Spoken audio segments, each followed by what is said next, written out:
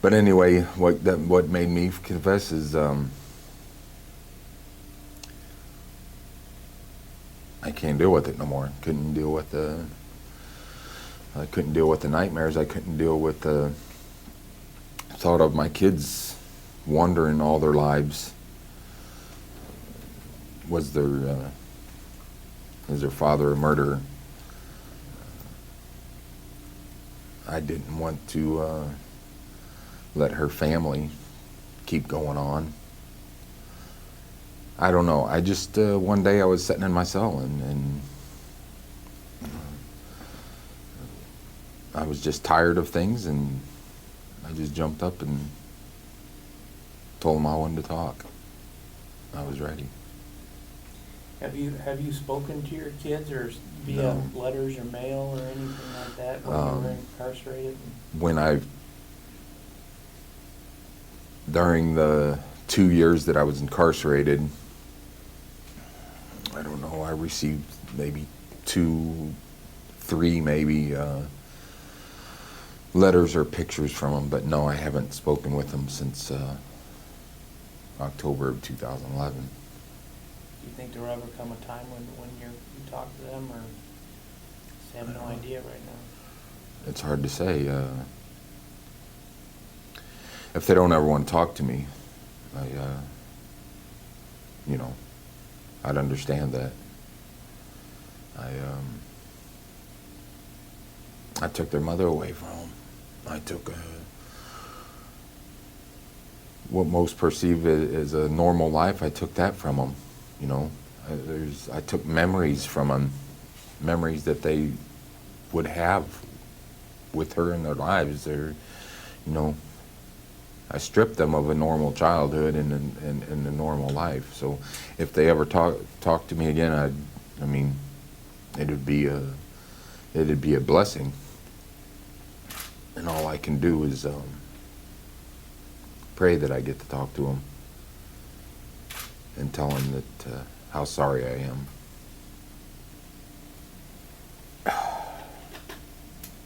The only thing that I can imagine them feeling is anger and hatred. I understand 100% how they would feel and why they would feel that, and I don't expect that they could ever even begin to forgive me. I wouldn't expect them to. She had my heart from day one, but when she told me she was pregnant and we found out it was a boy, it was just, she had given me something that I had been looking for all my life. What are you doing wrong? What are... My selfishness and I was running when I came out here from the Quad Cities. I was running from drugs and alcohol, thinking if I just move out here, then it'll all be gone. And that, that didn't last. It was drugs and alcohol. I'm not, I just want to state that I'm not blaming anything or anybody or circumstances or anything for what I've done. I've done it, and I have to pay for it. The drugs and alcohol do play a part on it, though, and that's what even though I was hiding from it, from day one when I met Melissa, it was still there.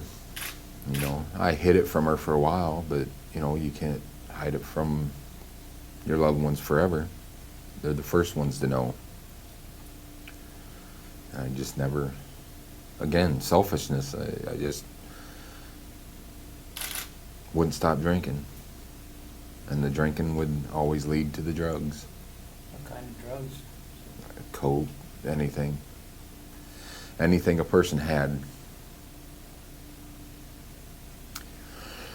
But she fell, I hate to say fell for it, but I convinced her that, okay, well, I can come home from work and have a couple beers, or on the weekend I could drink one night, and it went like that for a couple of months, and then it turned into just I'd get off work at 5 o'clock in the morning, and I would drink until noon, 1 o'clock, go to sleep for maybe an hour and a half, 2 hours, get up, take a shower, and go back to it, drink some more beers, and head to work. And it was just over from then. And then you put the pain pills on top of that. I thought since I was working my butt off and then paying the bills for once,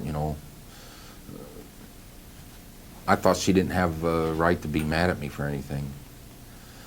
Yeah, the alcohol was this downfall. I've had many downfalls, but this one was the drinking and then getting hooked on the pills. I would drink and get drunk, but then I would use the pills to jump back up, get jumped up, and do what I had to do, going to work, functioning. But it was our undoing. When I went there, I'll say this, that I went there for the sole purpose of breaking into our garage. There was things in there that she wasn't letting me have that... Tools and stuff? Yeah. As petty as it is, there was an old stereo of my dad's that I wanted out of there. Yeah, I had been drinking since I got off. I had an easy, probably case of beer in me, and 6 to 10 different kinds of narcotic pills in me. From the moment that it happened,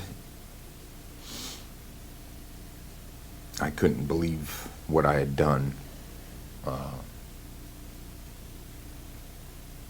Because it wasn't my intentions.